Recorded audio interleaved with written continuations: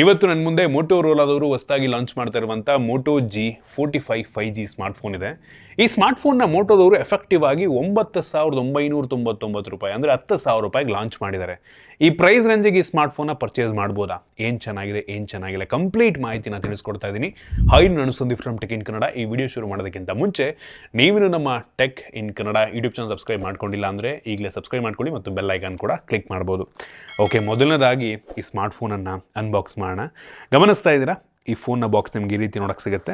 ಬಾಕ್ಸನ್ನು open ಮಾಡಿದ ತಕ್ಷಣ ಡೈರೆಕ್ಟಾಗಿ ನಮಗೆ ಒಂದು ಸ್ಮಾರ್ಟ್ಫೋನ್ ಆಲ್ರೆಡಿ ಬ್ಯಾಕ್ ಕವರ್ ಹಾಕಿದ್ದಾರೆ. ಸೊ ಈ ಒಂದು ಬ್ಯಾಕ್ ಕವರ್ ಬಿಚ್ಚಿದ್ರೆ ಕ್ವಾಲಿಟಿ ಚೆನ್ನಾಗಿದೆ ಬ್ಯಾಕ್ ಕವರಿಂದು. ಈ ಫೋನ್ ಬಗ್ಗೆ ಆಮೇಲೆ ಮಾತಾಡ್ತೀನಿ. ಇದ್ರ ಕೆಳಗಡೆ ಇನ್ನೊಂದು ಸಣ್ಣ ಬಾಕ್ಸು, ಅದರಲ್ಲಿ sim ejection pin, user manual, quick start guide ಮತ್ತು ವಾರಂಟಿ ಕಾರ್ಡ್ ಕೊಟ್ಟಿದ್ದಾರೆ. ಇದ್ರ ಕೆಳಗಡೆ 20 ವ್ಯಾಟ್ನ ಚಾರ್ಜರ್ ನಮಗೆ ಸಿಗ್ತಾ ಇದೆ.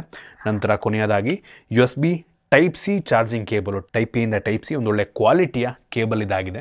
ಇದನ್ನು ಬಿಟ್ಟರೆ ಬೇರೆಯೂ ಸಹ ನಮಗೆ ಒಂದು ಬಾಕ್ಸ್ ಒಳಗೆ ಸಿಗ್ತಾ ಇಲ್ಲ. ಇನ್ನು ಡೈರೆಕ್ಟಾಗಿ ಸ್ಮಾರ್ಟ್ಫೋನಿಗೆ ಬಂತು ಅಂತ ಅಂದರೆ ಈ ರೀತಿ ನೋಡೋಕ್ಕೆ ಸಿಗುತ್ತೆ. 10,000 ರೂಪಾಯಿಗೆ ಈ ಲೆವೆಲ್ ಲುಕ್ಕನ್ನು ನಿಜವಾಗ್ಲೂ ನಾನು ಎಕ್ಸ್ಪೆಕ್ಟ್ ಮಾಡಿರಲಿಲ್ಲ. ನಿಜ, ಹಿಂದ್ಗಡೆಯಿಂದ 10,000 ರೂಪಾಯಿ ಫೋನ್ ಅಂತ ಅನಿಸೋದೇ ಇಲ್ಲ. ಈ ಫೋನ್ ಒಂದು ಲೆವೆಲಿಗೆ ಲೈಟ್ ವೆಯ್ಟ್ ಇದೆ, 183 ಗ್ರಾಮ್ ವೆಯ್ಟು ಮತ್ತು 8 mm ಥಿಕ್ನೆಸ್ಸನ್ನು ಹೊಂದಿರುವಂಥ ಸ್ಮಾರ್ಟ್ಫೋನು. ಫ್ರಂಟಿಂದ ಒಂದು ಸಣ್ಣ ಪಂಚೋಲ್ ಕ್ಯಾಮ್ರಾ, ಬೆಸಲ್ ಎಲ್ಲ ಒಂದು ಲೆವೆಲಿಗೆ ಕಡಿಮೆ ಇದೆ. ಬಾಟಮ್ ಬೆಸಲ್ ಸ್ವಲ್ಪ ಜಾಸ್ತಿ ಇದೆ ಅಂತ ಅನ್ನಿಸ್ತು. ಯಾವುದೇ ಸ್ಕ್ರೀನ್ ಗಾರ್ಡ್ ಹಾಕಿಲ್ಲ, ನೀವೇ ಹಾಕೊಬೇಕಾಗುತ್ತೆ. ಫ್ರಂಟಿಂದ ಈ ಪ್ರೈಸ್ ರೇಂಜಿಗೆ ಪಂಚೋಲ್ ಕ್ಯಾಮ್ರಾ ಕೊಟ್ಟಿರೋದ್ರಿಂದ ಒಂದು ಒಳ್ಳೆಯ ಲುಕ್ಕನ್ನು ಹೊಂದಿರುವಂಥ ಸ್ಮಾರ್ಟ್ಫೋನ್ ಅಂತಲೇ ಅಂತೀನಿ. ಮತ್ತು ಫ್ರಂಟಲ್ಲಿ ಗುರೆಲ್ಲಾ ಗ್ಲಾಸ್ 3 ಪ್ರೊಟೆಕ್ಷನ್ನ ಕೊಟ್ಟಿದ್ದಾರೆ, ಒಂದು ಒಳ್ಳೆಯ ವಿಷಯ. ಈ ಫೋನ್ನ ಹಿಂದಕ್ಕೆ ಬಂತು ಅಂತ ಅಂದರೆ ಲೆದರಿ ಬ್ಯಾಕ್, ವೀಗನ್ ಲೆದರ್ ಬ್ಯಾಕ್ ಆಯಿತಾ. So mat finish, obviously smudges ಆಗಲ್ಲ, ಸಖತ್ತು ಪ್ರೀಮಿಯಮ್ ಆಗಿ ಕಾಣುತ್ತಾ ಇದೆ ಹಿಂದ್ಗಡೆಯಿಂದ.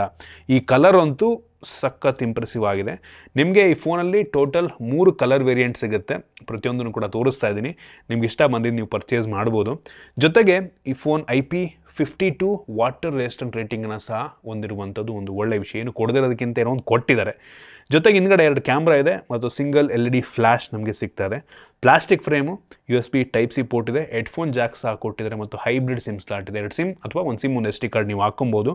ಮತ್ತು ಮೇಲ್ಗಡೆ ಡಾಲ್ಬಿ ಅಟ್ಮೋಸ್ ಅಂತ ಬರೆದಿದ್ದಾರೆ. ಈ ಪ್ರೈಸ್ ರೇಂಜಿಗೆ ಒಂದು ಯುನೀಕ್ ಫೀಚರ್. ಓವರಾಲ್ ಡಿಸೈನ್ ಮತ್ತು ಬಿಲ್ಡ್ ಕ್ವಾಲಿಟಿ ಹೆವಿ ಇಂಪ್ರೆಸಿವ್ ಆಗಿದೆ ಆಯಿತಾ. ಲುಕ್ ಅಂತೂ ಸಖತ್ತಾಗಿದೆ. 10,000 ರೂಪಾಯಿ ಈ ರೀತಿ ವೀಗನ್ ಲೆದರ್ ಬ್ಯಾಗ್ ಕೆಲವು ಸ್ಮಾರ್ಟ್ಫೋನ್ಗಳು ಕೊಡ್ತಾರೆ. ಈ ಕಲರ್ ಅಂತೂ ಸಖತ್ ಯುನೀಕ್ ಅಂತ ಅನ್ನಿಸ್ತು ಆಯಿತಾ. ಸೊ ವಿವಾ ಮೆಜೆಂಟಾ ಕಲರೆಲ್ಲ ನಿಮಗೆ ಸಿಗುತ್ತೆ. ಗ್ರೀನ್ ಕಲರ್ ಇದೆ, ಬ್ಲೂ ಕಲರು ಇದೆ. ಸೊ ಇಷ್ಟ ಬಂದಿದ್ದನ್ನು ಪರ್ಚೇಸ್ ಮಾಡ್ಬೋದು. ಇನ್ನು ಡಿಸ್ಪ್ಲೇಗೆ ಬಂತು ಅಂದರೆ 6.5 ಇಂಚಿಂದು ಕೇವಲ HD+ ರೆಸೊಲ್ಯೂಷನ್ನ ಹೊಂದಿರುವಂಥ IPS ಡಿಸ್ಪ್ಲೇ ಇದೆ. ಫುಲ್ HD+ ಡಿಸ್ಪ್ಲೇ ಕೊಟ್ಟಿದ್ರೆ ನೆಕ್ಸ್ಟ್ ಲೆವೆಲ್ ಇರ್ತಿತ್ತು. ಇದೊಂದು ಸ್ವಲ್ಪ ನಂಗೆ ಬೇಜಾರಾಯಿತು. ಈ ಡಿಸ್ಪ್ಲೇ 120 ಹರ್ಟ್ಸ್ನ ರಿಫ್ರೆಶ್ ರೇಟನ್ನು ಹೊಂದಿರುವಂಥ ಡಿಸ್ಪ್ಲೇ. ಸೊ HD+ಗೆ ಕಾಂಪನ್ಸೇಟ್ ಮಾಡಿದ್ದಾರೆ. ಒಂದು ಲೆವೆಲಿಗೆ ಬ್ರೈಟ್ ಆಗಿದೆ. 580 ನಿಟ್ಸಿಂದು ಹೈ ಬ್ರೈಟ್ನೆಸ್ ಮೋಡ್ ಇದೆ. ಸೊ ಬಿಸಿಲಿಗೆ ಹೋದರೆ ಒಂದು ಲೆವೆಲ್ಲಿಗೆ ಬ್ರೈಟ್ ಆಗುತ್ತೆ. 240 ಹರ್ಟ್ಸಿಂದು ಟಚ್ ಸ್ಯಾಂಪ್ಲಿಂಗ್ ರೇಟ್ ಸಹ ನಮಗೆ ಸಿಗ್ತಾ ಇರುವಂಥದ್ದು. ಡಿಸ್ಪ್ಲೇ ಚೆನ್ನಾಗಿದೆ, ಕಲರ್ಸ್ ಎಲ್ಲ ವಿವಿಡ್ ಆಗಿದೆ. ಬಟ್ ಫುಲ್ HD+ ಕೊಡಬೇಕಾಗಿತ್ತು ನಂಗೆ ಅನ್ನಿಸ್ದಂಗೆ. ಇನ್ನು ವೇರಿಯಂಟಿಗೆ ಬಂತು ಅಂದರೆ ಸದ್ಯಕ್ಕೆ ಈ ಸ್ಮಾರ್ಟ್ಫೋನ್ 2 ಸ್ಟೋರೇಜ್ ವೇರಿಯಂಟಲ್ಲಿ ಲಾಂಚ್ ಆಗ್ತಾ ಇದೆ. 4GB RAM, 128GB storage, 8GB RAM, 128GB storage. Effective ಆಗಿ ಈ 4GB ವೇರಿಯಂಟನ್ನು 10,000 ರೂಪಾಯಿಗೆ, 8GB ರ್ಯಾಮ್ ವೇರಿಯಂಟನ್ನು 12,000 ರೂಪಾಯಿಗೆ ಪರ್ಚೇಸ್ ಮಾಡ್ಬೋದು. ಇದರಲ್ಲಿರುವಂಥ ರ್ಯಾಮ್ ಟೈಪ್ ಬಂದುಬಿಟ್ಟು LPDDR4X ಮತ್ತು ಸ್ಟೋರೇಜ್ ಟೈಪ್ ಬಂದುಬಿಟ್ಟು UFS 2.2 ಸ್ಟೋರೇಜು. ಸ್ಟ್ಯಾಂಡರ್ಡ್ ಈ ಒಂದು ಪ್ರೈಸ್ ರೇಂಜಿಗೆ. ಸೊ ಇದು ನಾರ್ಮಲ್ ಅಂತೀನಿ. ಇನ್ನು ಪರ್ಫಾರ್ಮೆನ್ಸಿಗೆ ಬಂತು ಅಂತ ಅಂದರೆ ಈ ಫೋನಲ್ಲಿ ಒಂಥರ ಹೊಸ processor, Snapdragon 6S Gen 3 processor ಇದೆ. ಈ ಪ್ರೈಸ್ ರೇಂಜಿಗೆ ಒಂದು ಪವರ್ಫುಲ್ ಆಗಿರುವಂಥ ಪ್ರೋಸೆಸರ್ ಅಂತಲೇ ಅಂತೀನಿ. ನಾನು ಅಂಥದ್ದು ಬೆಂಚ್ ಮಾರ್ಕನ್ನು ಚೆಕ್ ಮಾಡ್ದಂಗೆ ಸುಮಾರು 4.5 ಲಕ್ಷ ರೇಟಿಂಗನ್ನು ಕೊಟ್ಟಿದೆ. ಈ ಒಂದು ಪ್ರೊಸೆಸರ್ ಇದಕ್ಕಿಂತ ಹೆಚ್ಚು ರೇಟಿಂಗನ್ನು ಕೊಡಬಲ್ಲಂಥ ಸಾಮರ್ಥ್ಯ ಹೊಂದಿದೆ. ಅಪ್ ಟು 5 ಲಕ್ಷ ತನಕ ಕೊಡ್ಬೋದು ಆಯಿತಾ. ನಾವು ಬೆಂಚ್ ಮಾರ್ಕ್ ಚೆಕ್ ಮಾಡೋ ಟೈಮಲ್ಲಿ ಬ್ಯಾಟ್ರಿ ಡ್ರೈನ್ ಮತ್ತು ಟೆಂಪ್ರೇಚರ್ ವೇರಿಯೇಷನ್ನ ಕೂಡ ಚೆಕ್ ಮಾಡಿದ್ವು.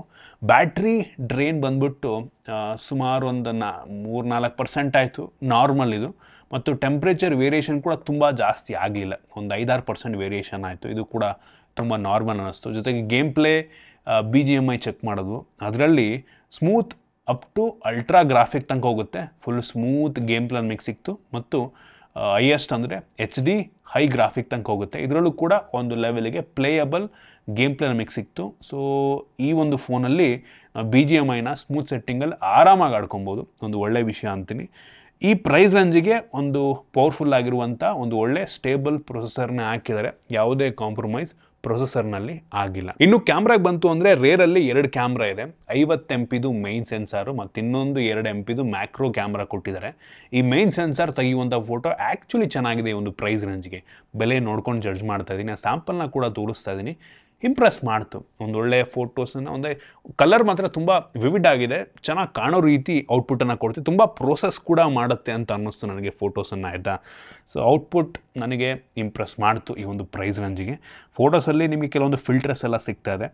ಈ ಮ್ಯಾಕ್ರೋ ಕ್ಯಾಮ್ರಾ ಅದು ಕೂಡ ಒಂದು ಲೆವೆಲಿಗೆ ಪರವಾಗಿಲ್ಲ, ಇದನ್ನು ಕೂಡ ತುಂಬ ಪ್ರೋಸೆಸ್ ಮಾಡುತ್ತೆ, ಆಯಿತಾ. ಒಳ್ಳೆ ಶಾರ್ಟ್ಸನ್ನು ಅದೇ ಕಲರ್ ಕರೆಕ್ಷನ್ ಮಾಡಿ ಫೋಕಸಲ್ಲಿ ಅಡ್ಜಸ್ಟ್ ಮಾಡಿ ಔಟ್ಪುಟ್ ಕೊಡೋ ರೀತಿ ಇರುತ್ತೆ, ಆಯಿತಾ. ಸಖತ್ ಪ್ರೋಸೆಸ್ ಮಾಡುತ್ತೆ. ನಾವು ಆ್ಯಕ್ಚುಲಿ ಮ್ಯಾಕ್ರೋ ಕ್ಯಾಮ್ರಾದಲ್ಲಿ ವೀಡಿಯೋನ ಕೂಡ ಶೂಟ್ ಮಾಡ್ಬೋದು. ತುಂಬ ಬ್ರ್ಯಾಂಡ್ಗಳು ಮ್ಯಾಕ್ರೋ ಕ್ಯಾಮ್ರಾದಲ್ಲಿ ವೀಡಿಯೋ ಶೂಟ್ ಮಾಡೋ ಆಪ್ಷನ್ ಕೊಡಲ್ಲ, ಇವ್ರು ಕೊಟ್ಟಿದ್ದಾರೆ.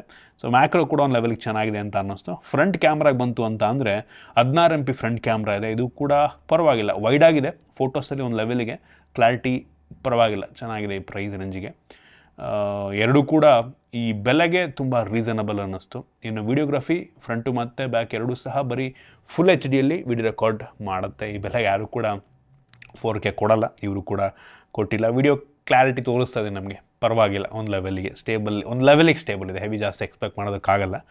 ಕ್ಯಾಮ್ರಾ ಈ ಬೆಲೆಗೆ ನನಗೆ ಚೆನ್ನಾಗಿದೆ, ಇವರು ಒಂದು ಲೆವೆಲಿಗೆ ಪರವಾಗಿಲ್ಲ. ಈ ರೇಟಿಗೆ ಏನು ಕೊಡ್ತಾ ಇದ್ದೀವಿ, ಚೆನ್ನಾಗಿ ಔಟ್ಪುಟ್ ಬರ್ತಾ ಇದೆ ಅನ್ನಿಸ್ತು ನನಗೆ. ಇನ್ನು ಸೆಕ್ಯೂರಿಟಿಗೆ ಬಂದರೆ side mounted fingerprint sensor ಇದೆ, ಫಾಸ್ಟ್ ಆಗಿದೆ ಮತ್ತು ಫೇಸ್ ಅನ್ಲಾಕ್ ಸಹ ಕೊಟ್ಟಿದ್ದಾರೆ. ವೈಡ್ L1 ಸೆಕ್ಯೂರಿಟಿ ಸಹ ನಮಗೆ ಸಿಗ್ತಾ ಇದೆ.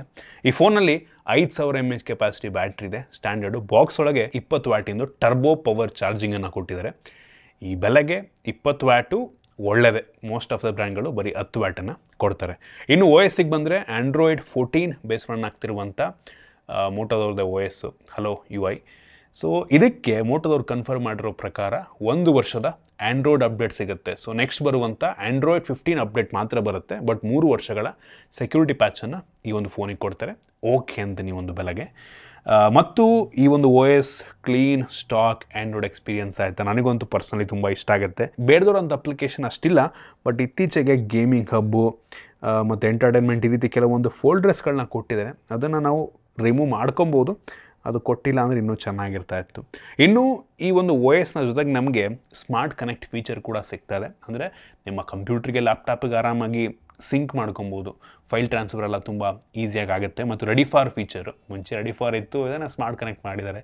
ಎರಡು ಕೂಡ ಆಲ್ಮೋಸ್ಟ್ ತುಂಬ ಸಿಮಿಲರ್ ಫೀಚರ್ಗಳು ನೋಡೋದಕ್ಕೆ ಹೋದರೆ. ಇನ್ನು ಸ್ಪೀಕರಿಗೆ ಬಂತು ಅಂತ ಅಂದರೆ ನಮಗೆ ಈ ಫೋನಲ್ಲಿ ಸ್ಟಿರಿಯೋ ಸ್ಪೀಕರ್ ಸಿಗ್ತಾ ಇದೆ. ಡಾಲ್ಬಿ ಅಟ್ಮೋಸ್ ಸ್ಪೀಕರ್ನ ಕ್ಲಾರಿಟಿ ಚೆನ್ನಾಗಿದೆ, ಜೋರ ಕೂಡ ಕೇಳುತ್ತೆ. ಈ ಪ್ರೈಸ್ ರೇಂಜಿಗೆ ಸ್ಟಿರಿಯೋ ಸ್ಪೀಕರ್ ಕೊಟ್ಟಿರುವಂಥದ್ದೇ ಒಂದು ದೊಡ್ಡ ವಿಷಯ ಅಂತೀನಿ. ಇನ್ನು ಕನೆಕ್ಟಿವಿಟಿಗೆ ಬಂತು ಅಂದರೆ ಡ್ಯುಯಲ್ ಬ್ಯಾಂಡ್ ವೈಫೈ ಸಪೋರ್ಟ್ ಇದೆ. ಯಾವುದೇ ವೈಫೈ 6 ನಮಗೆ ಸಿಗ್ತಾ ಇಲ್ಲ. ಬ್ಲೂಟೂತ್ 5.1 ಕೊಟ್ಟಿದ್ದಾರೆ. 13 5G ಬ್ಯಾಂಡ್ಗಳು ಸಪೋರ್ಟ್ ಆಗುತ್ತೆ. ಯಾವುದೇ ಕ್ಯಾರಿಯರ್ ಅಗ್ರಿಗೇಷನ್ ಈ ಪ್ರೈಸ್ ರೇಂಜಿಗೆ ಸಿಗಲ್ಲ. ಅವಶ್ಯಕತೆ ಇರುವಂಥ ಎಲ್ಲ ಸೆನ್ಸಾರ್ಸನ್ನು ಹಾಕಿದ್ದಾರೆ.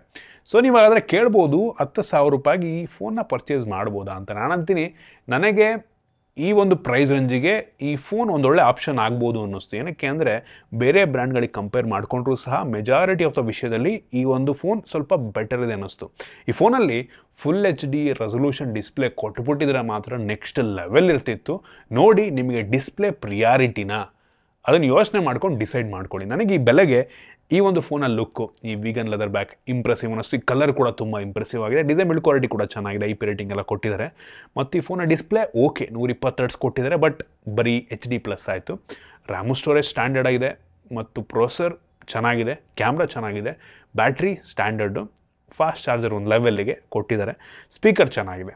ಸೊ ನಿಮಗೆ ಈ ಒಂದು ಸ್ಪೆಸಿಫಿಕೇಷನ್ ಅವಶ್ಯಕತೆ ಇದ್ದು ನನಗೆ ಬೇಕಾಗಿರುವಂತೆಲ್ಲ ಸ್ಪೆಸಿಫಿಕೇಷನ್ ಇದರಲ್ಲಿ ಚೆನ್ನಾಗಿದೆ ಅಂತ ನಿಮ್ಗೆ ಅನಿಸಿದ್ರೆ ಈ ಒಂದು ಫೋನ್ ಒಂದು ಆಪ್ಷನ್ ಆಗಿ ಇಟ್ಕೊಬೋದು, ಆಯಿತಾ. ನನಗೇನೋ ಈ ಬೆಲೆಗೆ ಬೇರೆ ಫೋನ್ಗಳಿಗೆ ಕಂಪೇರ್ ಮಾಡಿಕೊಂಡ್ರು ಒಂದೊಳ್ಳೆ ಆಪ್ಷನ್ ಆಗ್ಬೋದು. ಈವನ್ ಡಿಸ್ಪ್ಲೇ ಕಡಿಮೆ ಇದ್ರೂ ಒಂದೊಳ್ಳೆ ಆಪ್ಷನ್ ಆಗ್ಬೋದು ಅಂತ ಅನ್ನಿಸ್ತು. ಇದು ನನ್ನ ಒಪಿನಿಯನ್ನು.